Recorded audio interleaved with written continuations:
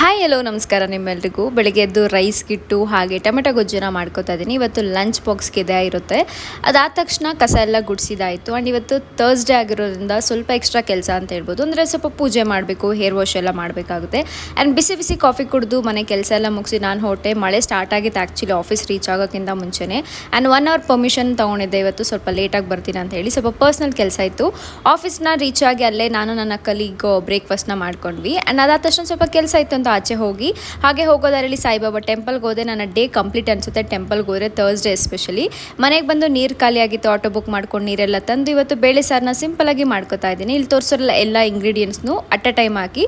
So ಅದಕ್ಕೆ ಬೇಕಾದಷ್ಟು ಕ್ವಾಂಟಿಟಿಲಿ ನೀರನ್ನ ಹಾಕಿ ಒಂದು 3 ಅಥವಾ 4 ವಿಸಿಲ್ ಹಾಗೆ ಕೂಗಿಸ್ಕೊಂಡ್ರೆ ಸಾಂಬಾರು ರೆಡಿ ಆಗುತ್ತೆ. ಆ್ಯಂಡ್ ನಾಳೆ ಲಂಚ್ಗೆ ಅಂತ ಇದನ್ನು ಪ್ರಿಪೇರ್ ಮಾಡ್ಕೊಂಡಿರೋದು. ಇದಾದ ತಕ್ಷಣ ನನಗೆ ಇವತ್ತೇನು ಡಿನ್ನರ್ ತಿನ್ನಬೇಕು ಅನ್ನಿಸ್ತಿಲ್ಲ. ಜಸ್ಟ್ ಬಟರ್ ಮಿಲ್ಕ್ನ ಕುಡಿದು ಈ ದಿನ